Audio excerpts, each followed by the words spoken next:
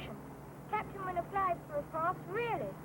You see, it's my birthday, and Captain Wynne is going to show me around the flying boats for a treat. Okay, Sonny, I'll check up.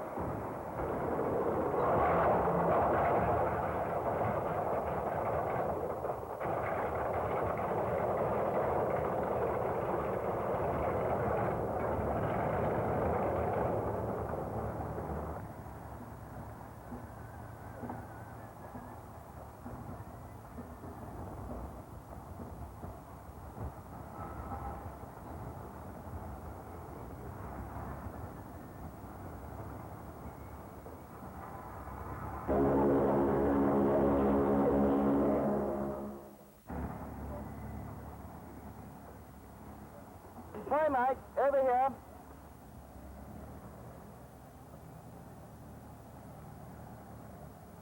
Many happy returns of the day, Michael.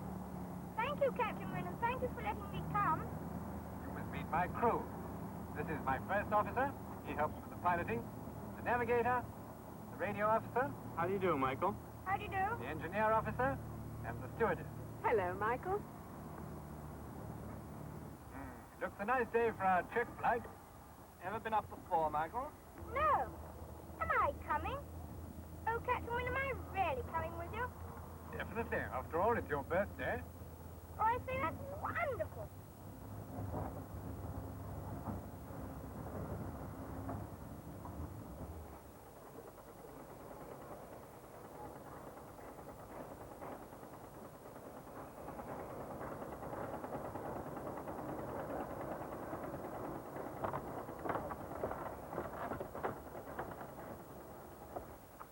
Well, make yourself comfortable. This is the first officer's seat. Here are the controls. Gosh, what a lot. This is the control column. How does this move? There's no magic about it, Michael. The two sets of controls are connected. That is what makes the aircraft climb, by raising the elevators in the tail. This makes it dive. Turning the wheel moves the aileron and makes the aircraft bank. The rudder bar, at my feet here, controls the rudder for turning the aircraft. But you must always remember to bank when you turn.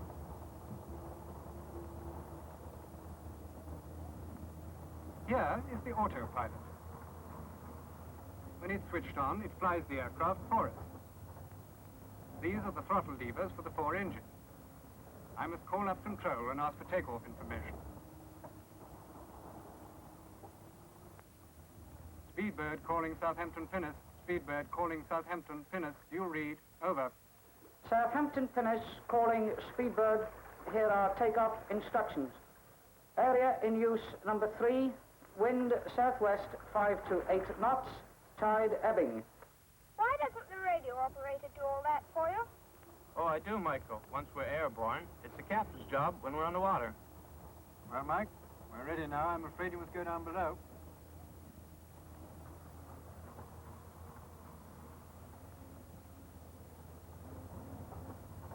Hello, Michael. Come and sit down.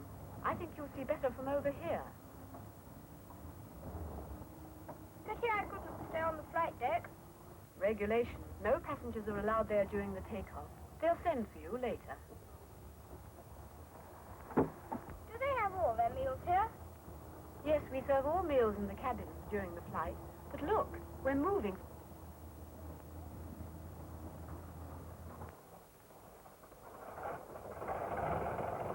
Speedbird, calling Southampton Pinnace. May we take off? May we take off? Just routine, you know, for the takeoff. This is how it goes.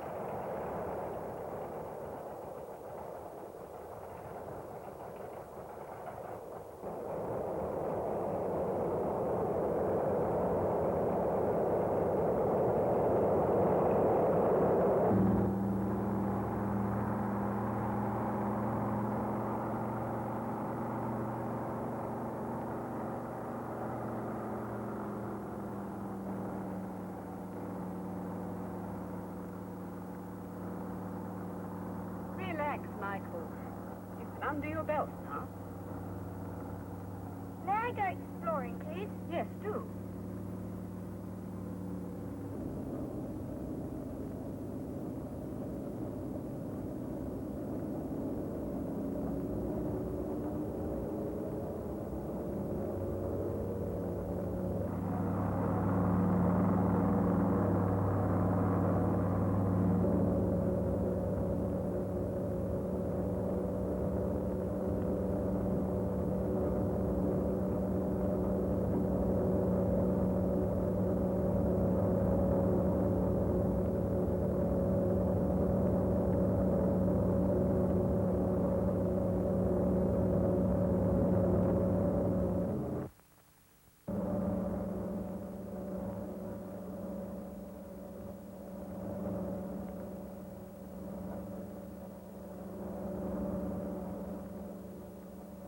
Let's play a joke on Michael.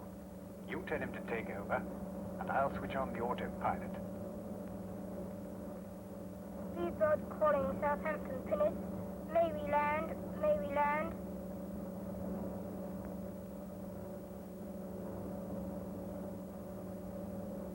Come on, Michael. You're to take over. What, me? Yes. Captain's orders.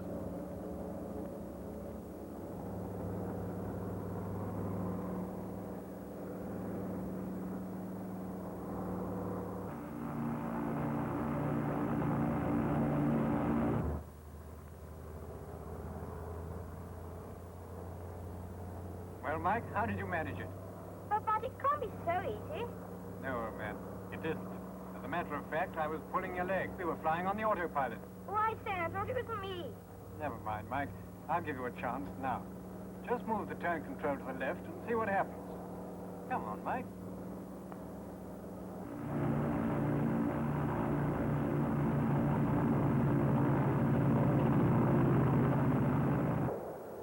Well, Michael, now you have been piloting.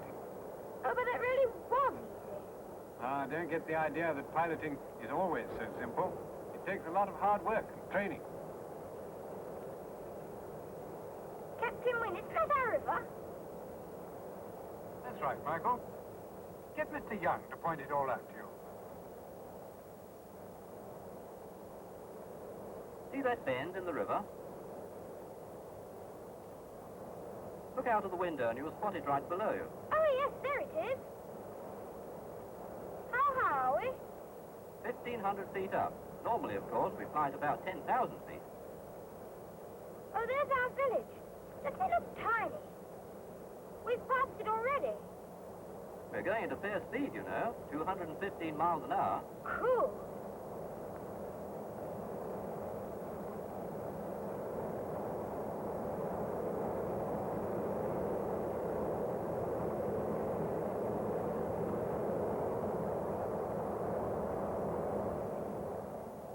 Well, here we are again, Mike. You must go down below, back into your seat, and fasten your seatbelt. Already? Oh. Speedbird calling Southampton Pinnace.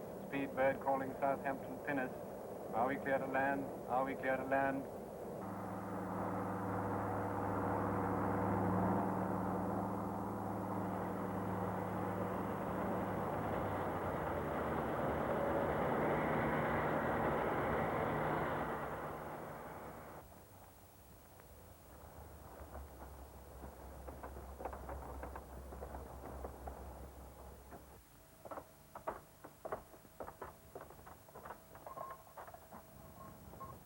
Well, Michael, enjoyed your trip?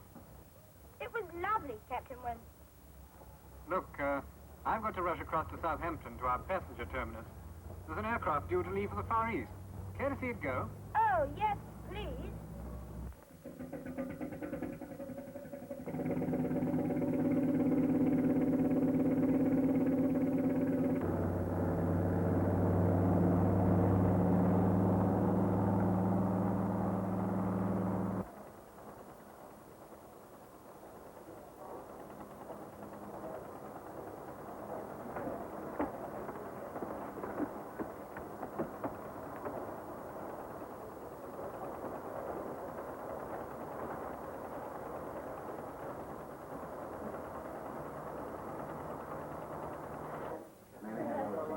Ladies and gentlemen, your flying boat is commanded by Captain Morris. Our staff will shortly be...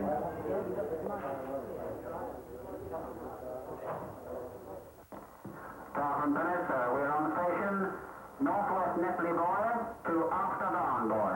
The surface wind 15 degrees from port at 12 to...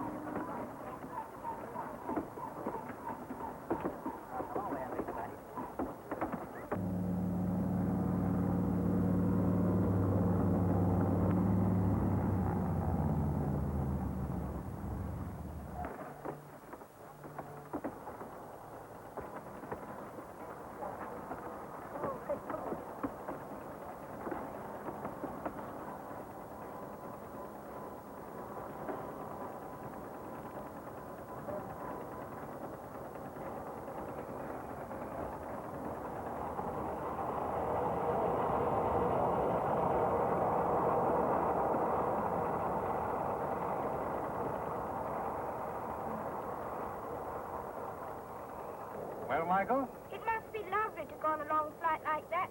Oh, Captain Wynne, it's been a grand day. I want to be a pilot. Do you think I ever could? Yes, Michael.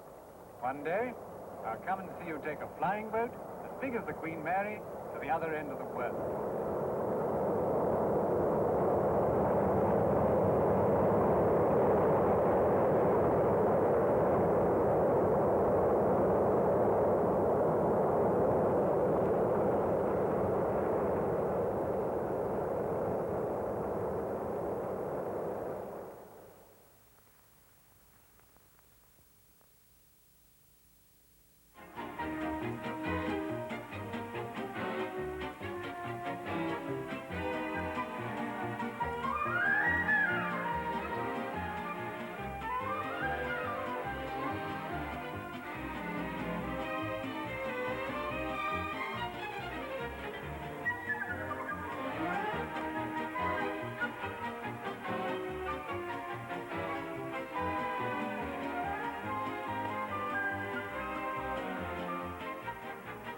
At a time when the old and faithful piston-engined aircraft is retiring from the scene, airline operators are turning to something new to solve their problems. That something new is the propeller-turbined airliner. And here in the Vickers Viscount is the first of its kind in the world.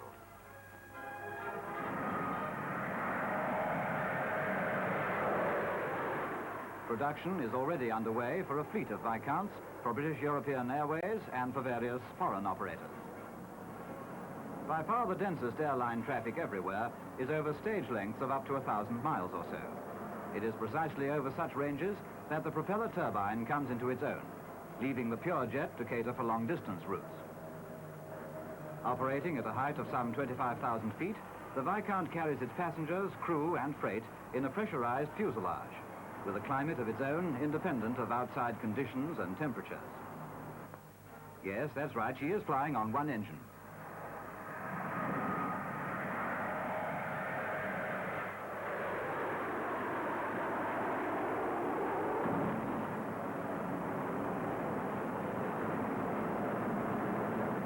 Let's go back for a moment to the early design stages. When laying down the project for a new airliner, the designer has to bear in mind three groups of people. First, the passengers, who demand the highest standards of comfort, regularity, and safety. then the crew who have to fly the aircraft, and finally the operators who have to satisfy all parties and at the same time make a profit. With these considerations in mind and complete freedom in the choice of power plant, the Vickers design team began work on the Viscount in 1945. They were creating, in fact, not a mere stopgap between the piston age and the jet age, but a new type with a definite function of its own. And in the summer of 1948, the Viscount prototype, with 4 Rolls-Royce Dart engines, took the air. The first propeller turbine airliner was news. Almost overnight, the Viscount became famous and was enthusiastically acclaimed in all quarters. The company's test pilots were kept busy on demonstration flights, and it soon became apparent that the newcomer had revolutionized all previous conceptions of air travel. No, this is not a new gambling game. It's just a way of proving the remarkable absence of vibration during flight. This factor and the lack of engine noise in the cabin constitute a real advance in air transport luxury. In March 1950, the prototype set out on a European demonstration tour. Here is Lord Douglas, chairman of BEA, saying goodbye to Sir Hugh and Lady Kilner as they leave for Amsterdam on the first stage of a tour visiting many important capital cities.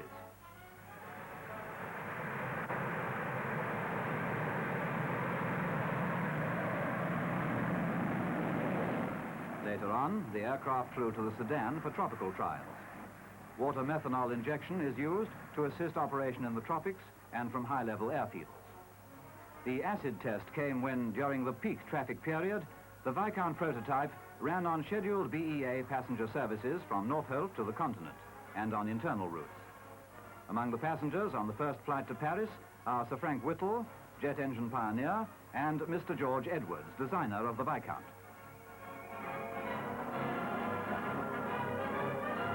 Meanwhile, well, perhaps the less said about the customs, the better. To celebrate the historic occasion, BEA refunded the fare to the lucky first passenger to travel by propeller turbine airliner.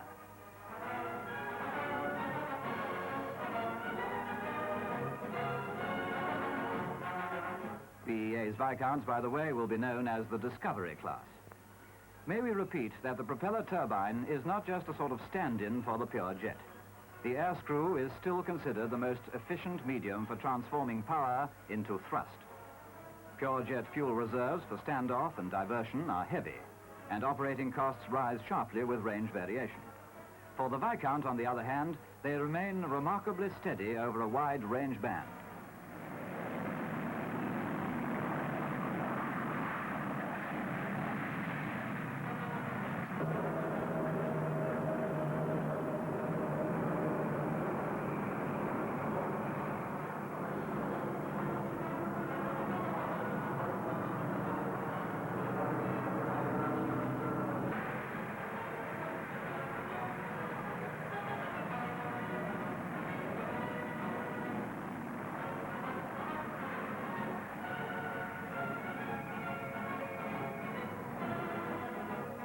You'll notice that 2 engines are cut while taxiing.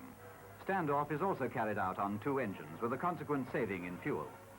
Note the twin wheels for safety. This BEA assignment lasted several weeks, and all concerned agreed that the Viscount had proved once and for all its practical value in operation.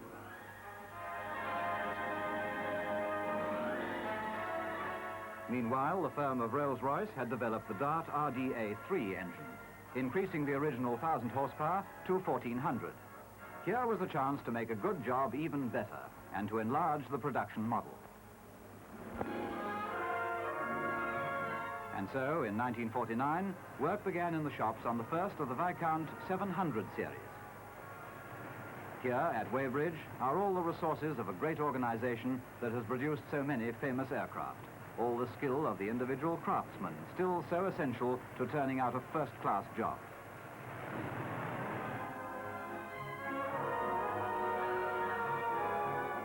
This is the mold loft, where the main frames and bulkheads are set out, taking shape one by one on the jigs in the metal shops.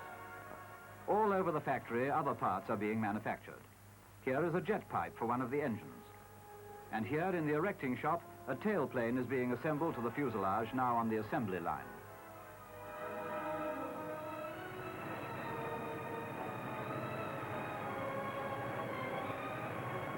This is closely followed by the imposing fin and rudder, assembled as a single unit. As with the tailplane, the fixed fin has only 3 main attachment points, so that replacements can be carried out simply and speedily. The all-metal stressed skin construction of all components makes for robustness and raises no special problems for operators. Here, the outer plane is being hoisted into place. All the fuel, by the way, is carried in the wings in flexible, crash-proof tanks.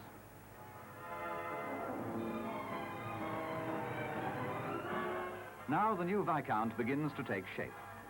With an all-up weight of 52,500 pounds, the production model is over 6 feet longer than the prototype and has an extra 5 feet in span. Additional power and design development have increased the performance accordingly. A quick turnaround between flights has been assured. Freight and baggage doors are numerous, well distributed and away from passenger exits, allowing smooth, simultaneous loading. 4-engine safety is enhanced by high-lift flaps and, of course, by the use of kerosene fuel.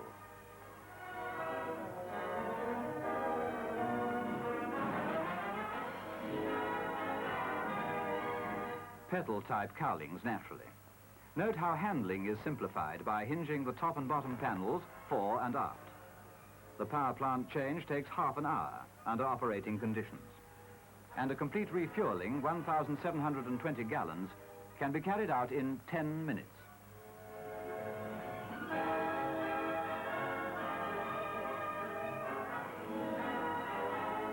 Cockpit layout is simple and compact. Standard seating is for 40 or 48, but up to 53 passengers or extra freight capacity can be arranged for. It is the individual passenger, however, who is the final judge. For many years now, operators have been in need of an airliner that, by offering entirely new standards of comfort and safety, would persuade more and more travelers to go by air. The Viscount provides this opportunity.